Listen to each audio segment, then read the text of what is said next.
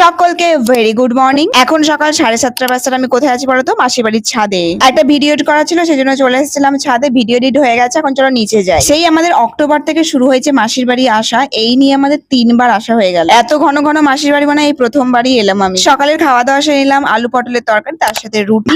আর দেখো মাসির বাড়ির উঠোনটা কত সুন্দর আর কত বড়।